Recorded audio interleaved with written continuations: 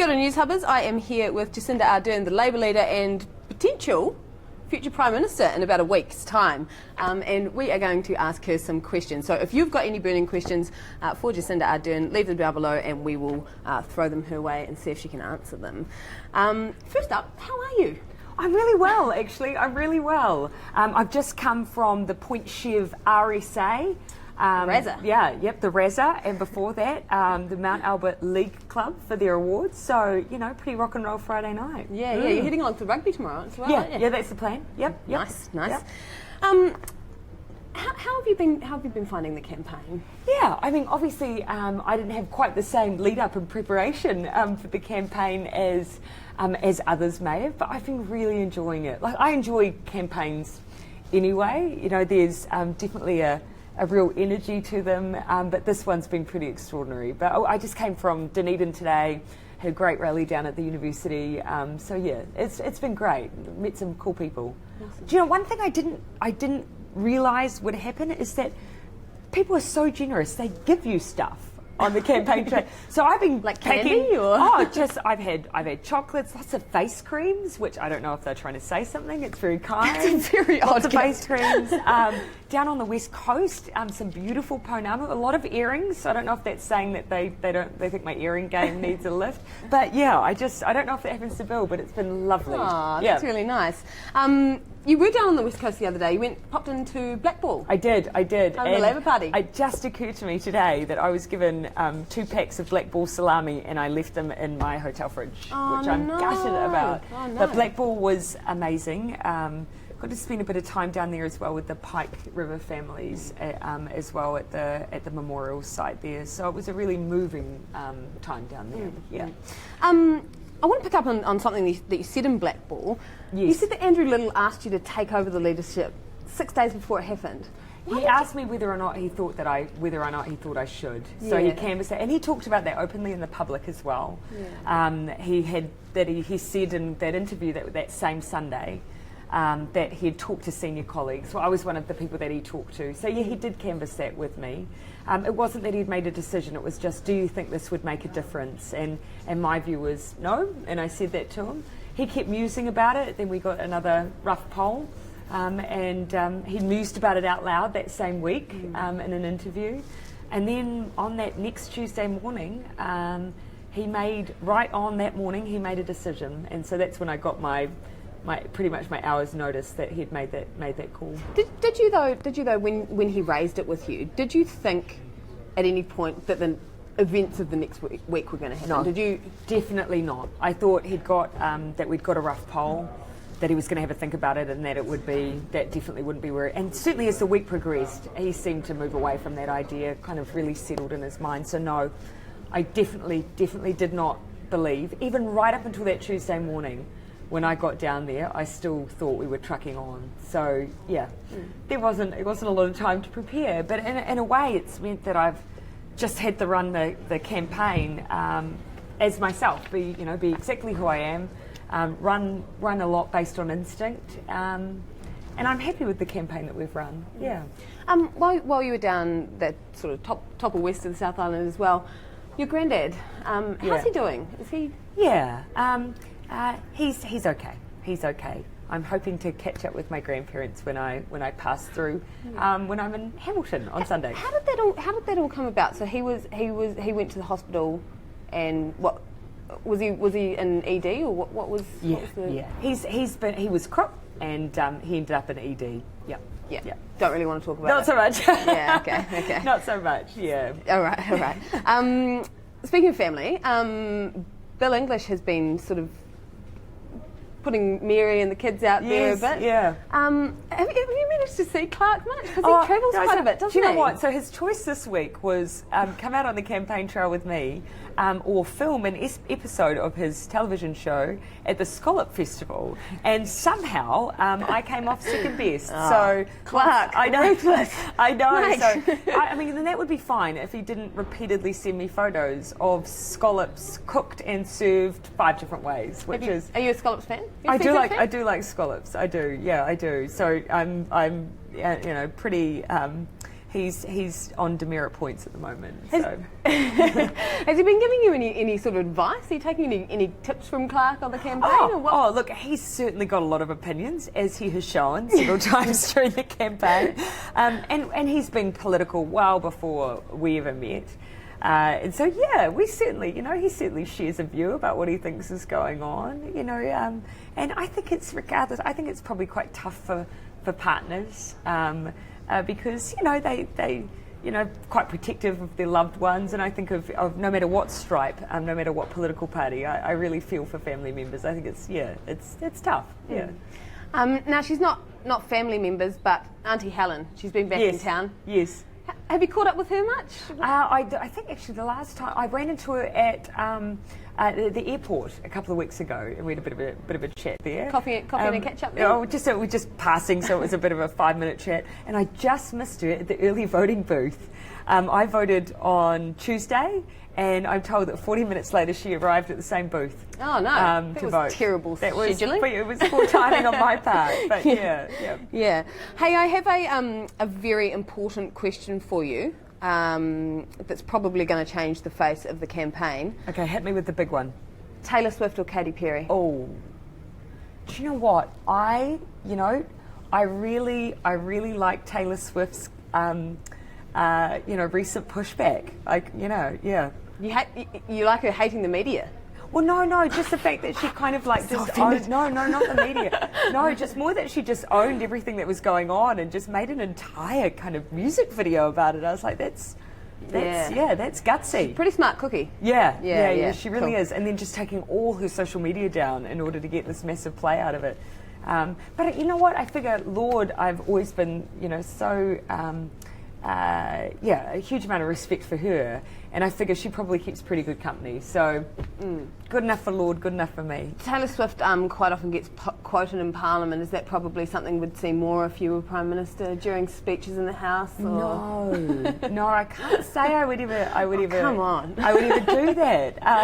Has she been quoted in Parliament? I'm pretty sure Bill English has even quoted her in Parliament. Really, yeah. Knowingly? I'm more testing my memory a little bit. Yeah, here, I don't think I've knowingly ever done that. Yeah, I did find myself dropping an Eminem reference the other day, but that just it was the when you lose yourself in the moment, though, wasn't it? So you just roll with it. Slight dig at the net. So we've got a couple of questions rolling in. Anthony asks, will you increase the minimum wage?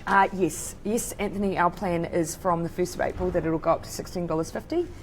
We'll pass the legislation for that when we get in, but give plenty of warning to employers that we're doing that. Because Bill English was confronted by that minimum wage worker the other day, and she actually, her argument was, I don't really need it. She said it was kind of her pocket money, her husband earned enough, but for her co-workers, she could see that it was really harming them. Yep. Do you think that wages are one of the big issues this election? It should be. It absolutely should be.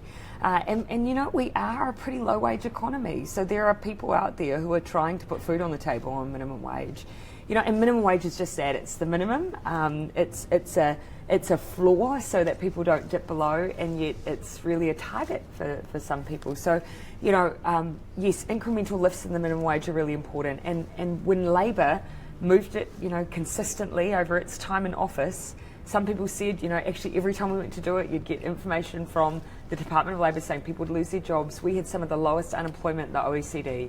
So you can keep those wages moving and make sure people stay in work. But for businesses, I guess, just on the other hand, can if they're going to face those increased costs in the economy that we have at the moment, can they handle it? And that's why we've always got to try and balance, because I've even had minimum wage workers say to me, please be careful so that I don't lose my job. And it's sad that they're worried that them earning a decent living will cost them their employment. So of course you've always got to make sure that you're staged and that you're incremental and that you're careful. But I do absolutely believe that we can sustain a lift to $16.50. $16.50.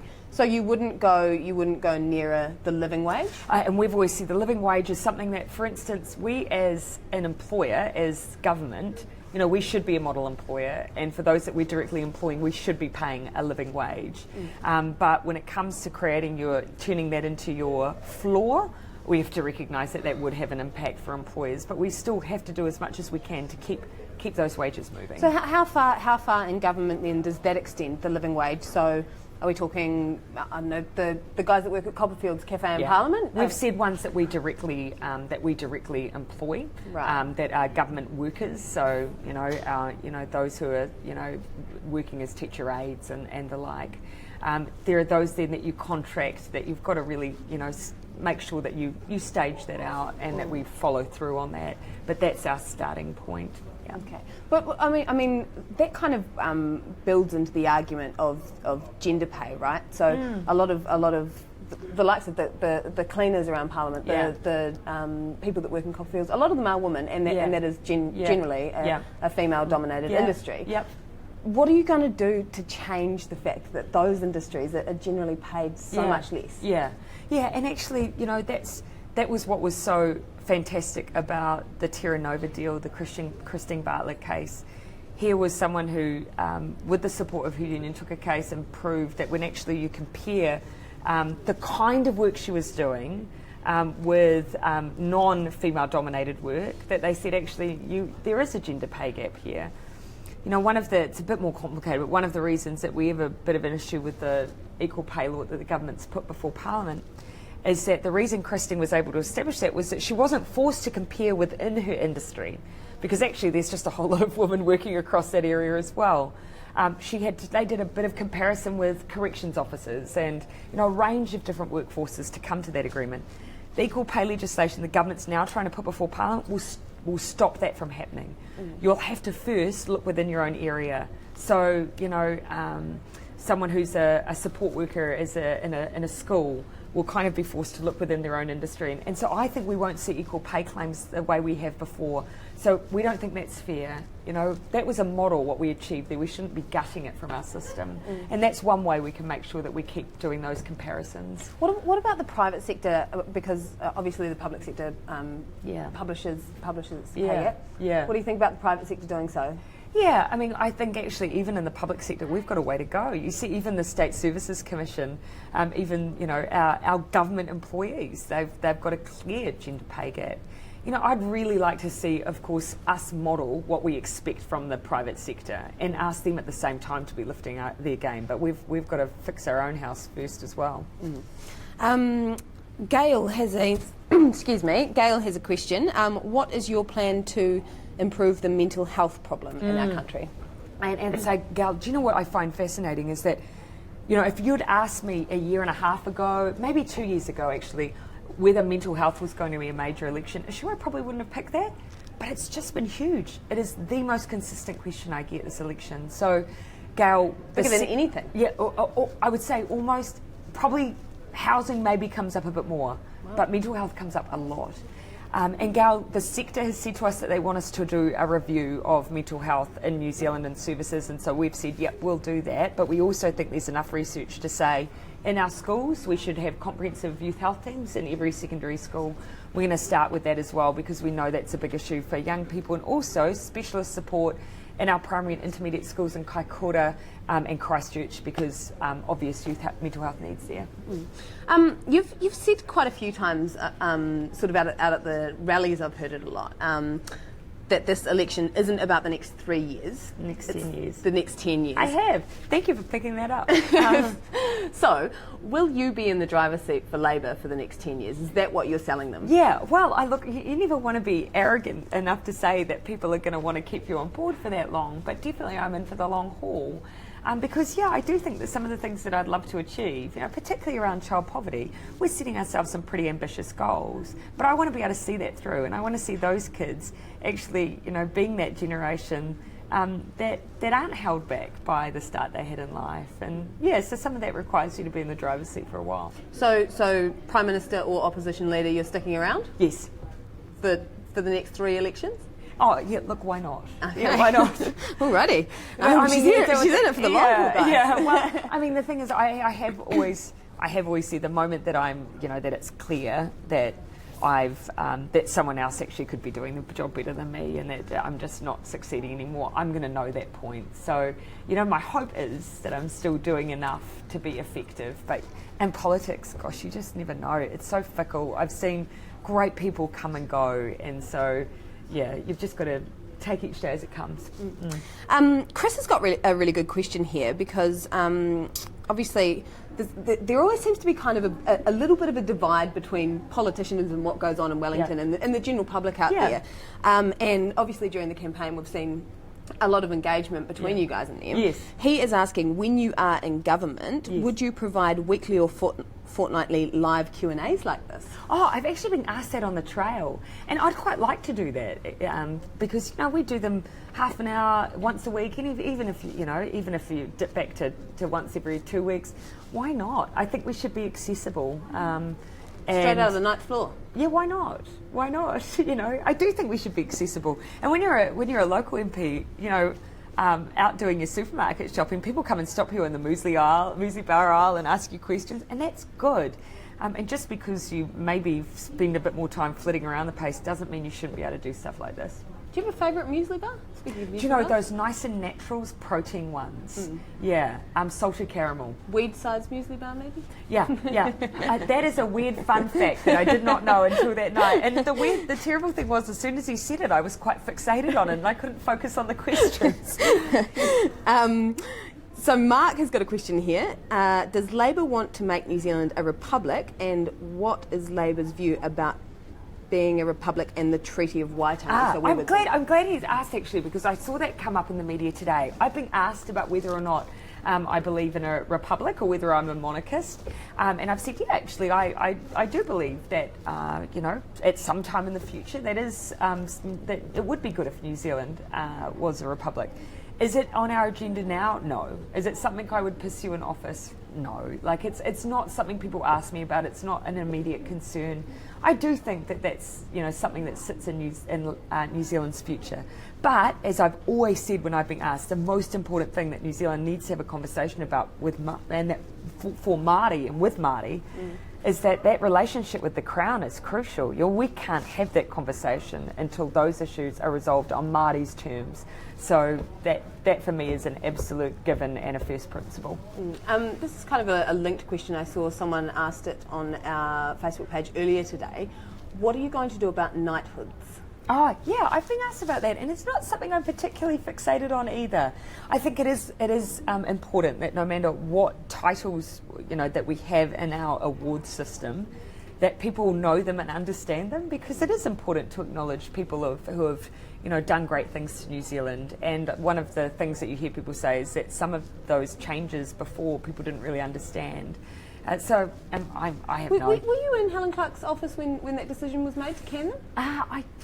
I don't remember it, so I don't actually remember what year that was. So it's not something I recall, so I may not have been actually. Yeah. I just want to quickly move to international politics. Obviously today we've seen North Korea launch a missile. What would it take? You've said that you'd seek a mandate, a UN mandate before committing anything. Yeah.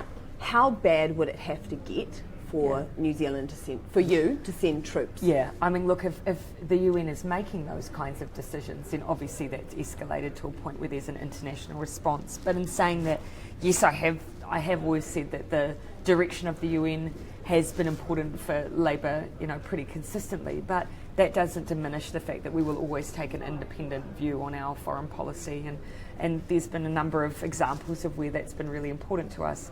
But currently, I think taking that international multilateral approach is really important, particularly because one of the most crucial players in this is China. And so having them involved by the Security Council is really important.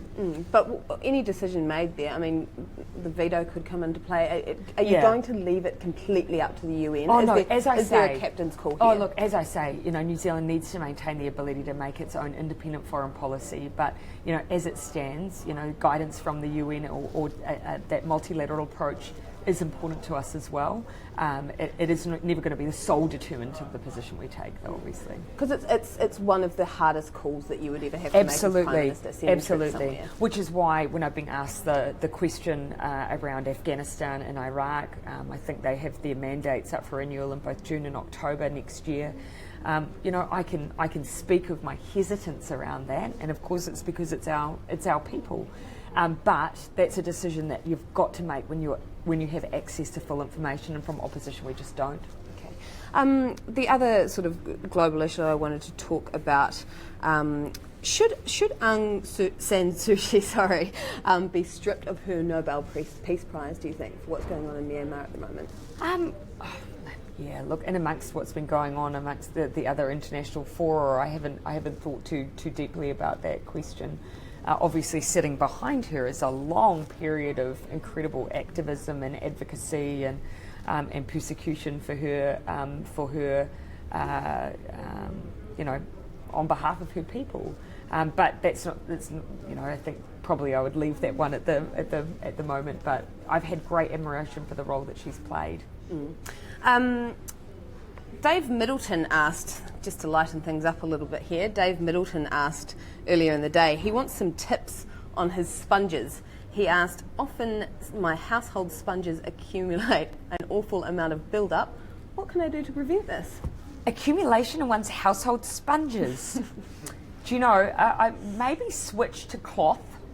And little tip, that way, a little easier to clean, doesn't get into the pores. You can chuck a cloth in a little bit of water in a mug as well, stick it in the microwave for a couple of minutes. Good way to get rid of any dirt and grime. So a good little household tip. That's my household tip. Microwave your cloths. Okay. And get rid of the sponges. Okay, great.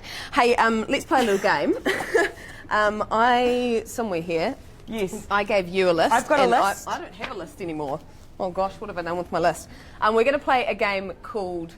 Shall I just you laugh, play? You You lose. can't play. Oh, well, I'll play. I'm just going to have to dig them out of my brain. Yep. Game called You Laugh, You Lose. Okay. Aim of the game is for either Jacinda to get me to laugh or me to get you to laugh. Okay. Whoever Do I have to read loses. it? Can I start with one of my own? Yeah, absolutely. There are two sausages in a frying pan. One sausage rolls over to the other sausage and says, "Oh my word, it is so hot in here." And the other sausage rolls over and says, "Oh my God, a talking sausage." This is so unfair. I'm a sympathy laugher. You are a sympathy because that was my. Okay, I complete lose joke. immediately. Yep, Immediately. Here's the party popper that I prepared earlier for when Jacinda lost. Do you want? That was lame. Can I read you Go one? ahead. Can I read you one? I found mine. That's a lame one. Did you know the first French fries weren't actually cooked in France? They were cooked in Greece.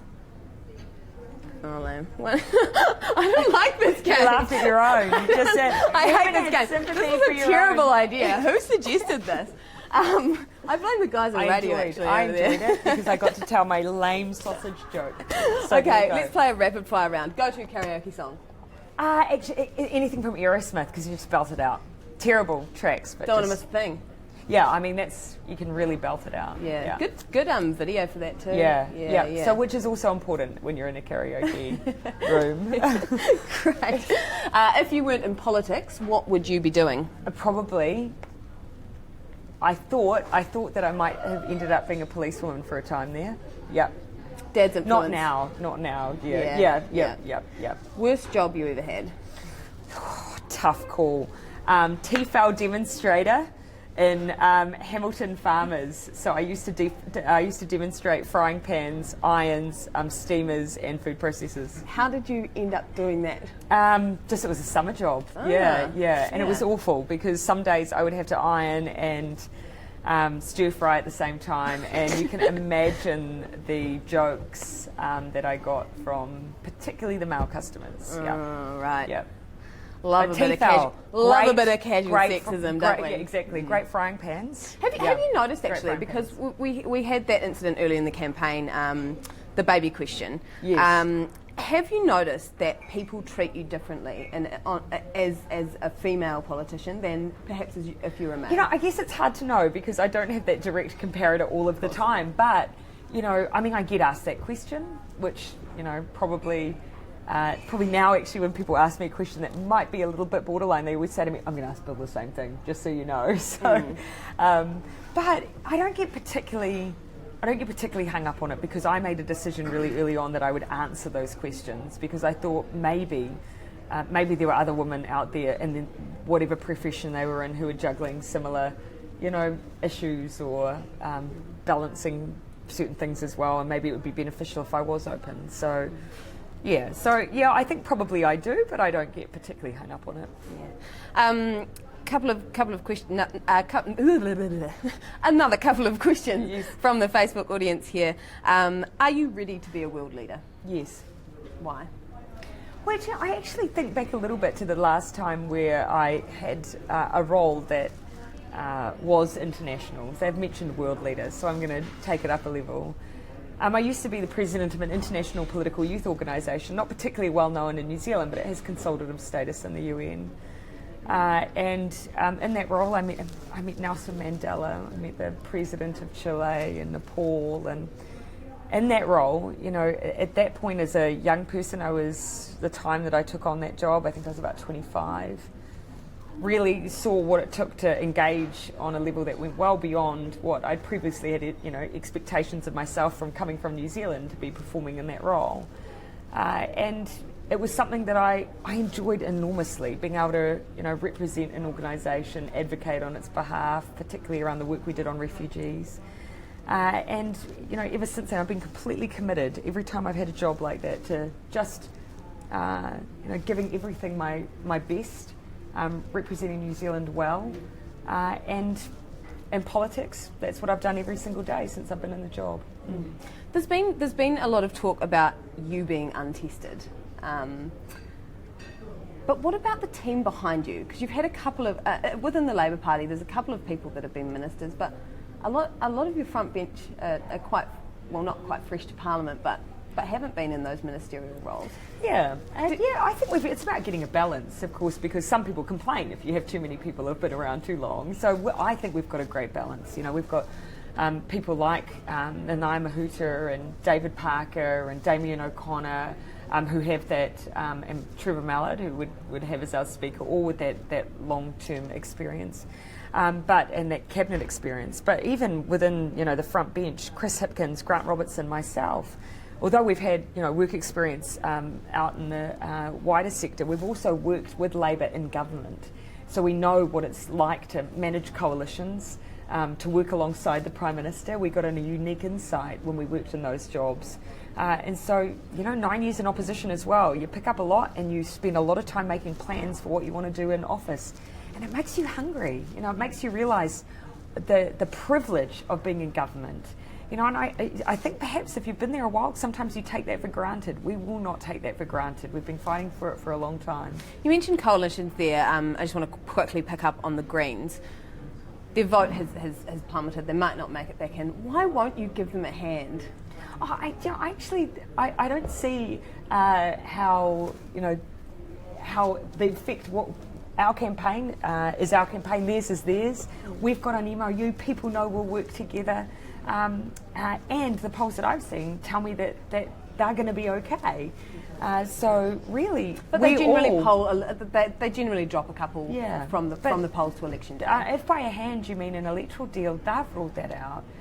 We've always said we're going to campaign on our own terms, and that's what both of us are doing. People are clear that if we returned, then we'd love to work together.